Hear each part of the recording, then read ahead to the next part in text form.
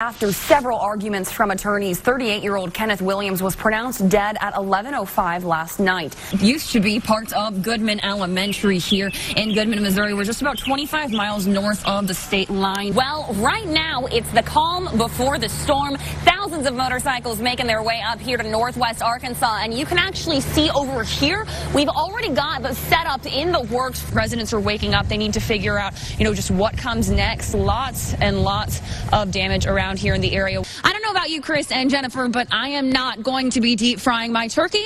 I can barely use my oven, so I'm pretty sure that is out for me. I've decided to abandon the mystery gang in search of some Ninja Turtles. I've got my turtle shell on right now. It's just one of many last-minute costumes you can throw together yourself. The main roads are pretty clear, but those connecting streets that actually get you to those main roads, well, lots of them remain flooded or washed out. Police were responding to that shots fired call. Once we got here on scene, it's turned into quite a bit more. Rogers City Council making some changes to its panhandling ordinance, no longer requiring permits to solicit money. Farmington High School's cheer and dance team have a very special presentation for us this morning. Chris, Jen, I told you we were going to get some school spirit out here, so ladies, take it away. Thank you so much for talking to me this morning, Casey.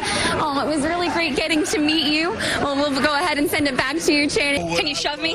All right, I'm getting down, Chris. All right, here we go, here we go. It's one of the motorized rides out here at Parsons Stadium. I have to tell you guys, I am so afraid of heights. Oh my God. And it was here so great. Here it goes. And kids, it's over with. And here we have one now. Hi.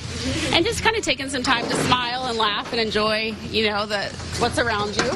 Now, I know the class that you guys are doing here for Goat Yoga, it's actually sold out, but you guys are letting some people still kind of observe what's going on. Is that exciting to know that many people want to kind of get in on the Goat Yoga? Up to the chin, back down. Bringing back childhood dreams of being a swashbuckling pirate or a Jedi in a far-off galaxy. After a year or two, my brother, when we were kids growing up, he would stop having fake lightsaber fights with me because he wasn't able to ever win them anymore. Fencing also happens to be an Olympic sport dating back thousands of years. The sword fighting aspect was there.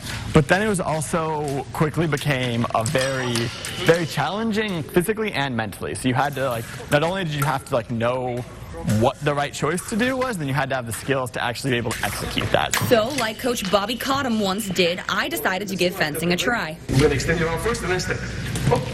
And discovered it's harder than it looks. It's one of the few sports you are constantly in a squat position, and you have to be moving back from there, doing lunge. You'll do, in a single bout, you can do 50 lunges easily. Just like Cottom, I started my training with Adrian Kolchiska, a former fencing Olympian. Ready? Extension. One. Beautiful. You got this one? That's good. Perfect. One more time. Cottom may be in northwest Arkansas now, but in 4 years you may see him in Tokyo, Japan at the 2020 Olympics. I've been on the International and World Cup circuit a few times, had to take breaks for pursuing school and career, but if everything can line up, I would love to get back up to that level and on that path again. We teach them just the basic signs. We don't expect them to be fluent in ASL. For Alana Rodriguez, partnering with the Bentonville Police Department is the first part of a major plan. In the beginning, before they were terrified. They were not sure how they're going to communicate with the police, and often they expressed their concern, and they pretty much want you to stay home. With more than 8,000 deaf people in Arkansas, the pair is teaming up, teaching officers how to interact with deaf drivers. Why didn't we come up with something like this sooner? It was, we had the goals, we knew what we wanted to do, and then once we started brainstorming, we came up with this process.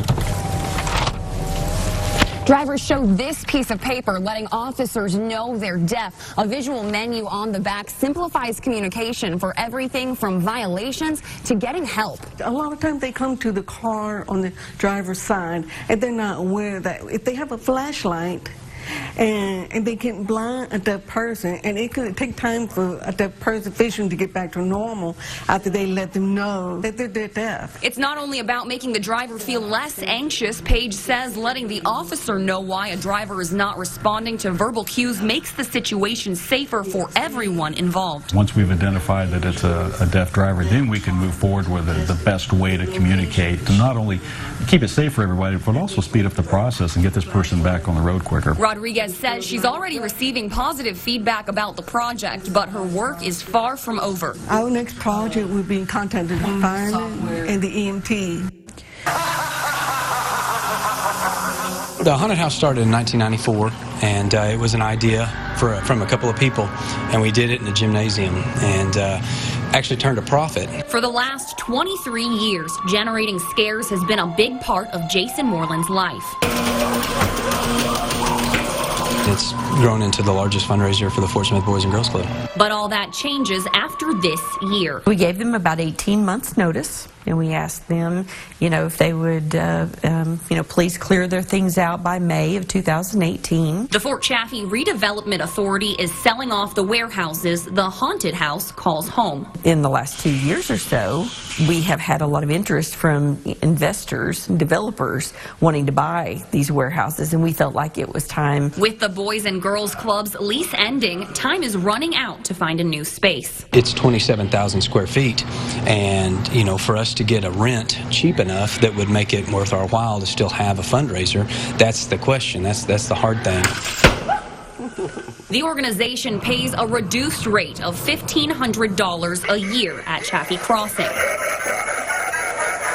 Unless they find another location with a similar price, this could be the end of the haunted house. We do have a couple of people that have shown interest in buying certain pieces and or buying the entire inventory. But Moreland says he hopes they're able to scare up a new space before it comes to that.